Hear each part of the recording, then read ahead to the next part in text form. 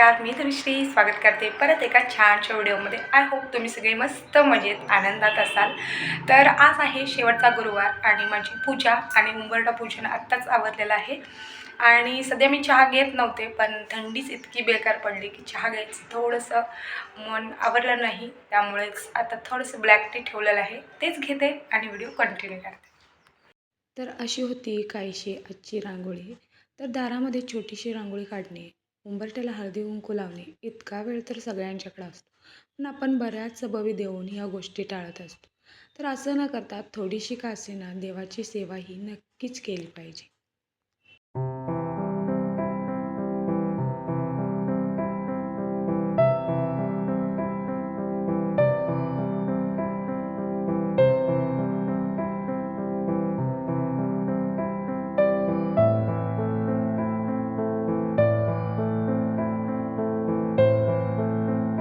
थंडी इतकी प्रचंड पडली आहे की दिवसातून 15 ते 20 वेळा गरम गरम चहाच प्यावा असा वाटतो, पण इतका तर कोण पित नाही।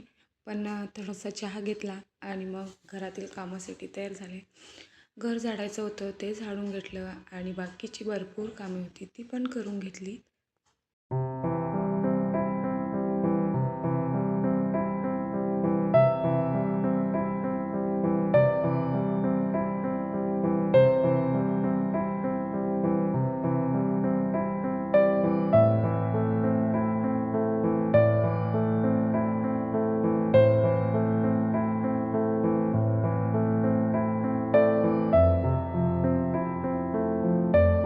इव्हनिंगच्या वेळी या पद्धतीने ओवीचा अभ्यास घ्यावा लागतो।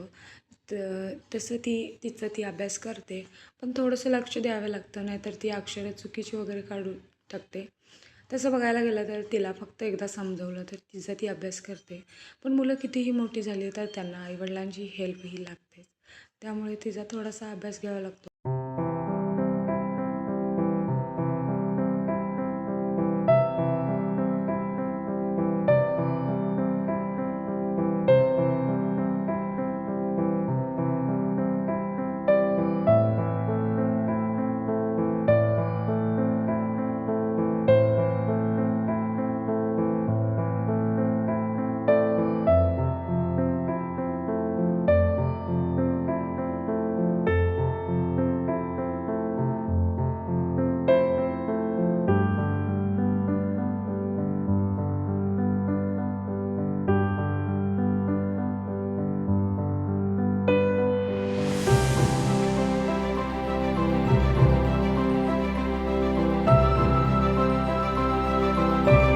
ओवीचा अभ्यास घेतला त्यानंतर इव्हनिंगच्या वेळी या पद्धतीने जी आजची गुरुवारची पूजा होती ती मांडून घेतली। तर बघू शकता या पद्धतीने छोटीशी रांगोळी आणि ह्या पद्धतीने मी जी पूजा होती ती केली।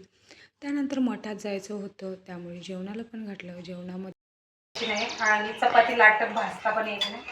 इकडे बघा, आज जेवणामध्ये उसळ बनवलेला आहे, सोबत चपाती आहे आणि भात आणि आमटी, असं सिंपल मेनू आहे। शेवटचा गुरुवार आहे तरी पण आम्ही स्पेशल काही बनवलेलं नाही। आणि आम्रखंड आणले, ते पण बाहेरूनच आणले। तर हा आहे माझा नवीन जो चष्मा आहे। जर कोल्हापूरमध्ये कोण असेल तर राजारामपुरीतील 4थ्या गल्लीमध्ये त्यांचं दुकान आहे लेन्स कार्डचं, तर मी तिथे जाऊन नक्की तुमच्यासाठी पण जे ऑफर्स वगैरे आहेत ते ट्राय करू शकता। आणि माझा नवीन चष्मा कसा मला वाटतो तो पण कमेंटमध्ये सांगायला विसरू नका। आणि बघा, तुम्ही जाऊन एकदा व्हिजिट करा। डोळे चेकअप जे आहेत ते फ्री आहेत। लेन्स तुम्हाला आवडले तर तुम्ही तुमच्या हिशोबाने घेऊ शकता किंवा नाही घेतले तरी चालेल, पण चेकअप फ्री आहे, त्यामुळे डोळे चेक करायला काही हरकत नाही।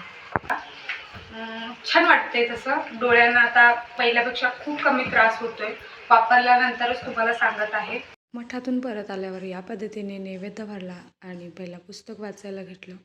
पुस्तक वाचून घेतलं, त्यानंतर आरती केली, नैवेद्य दाखवला आणि आजच्या पूजेचीही सांगता केली।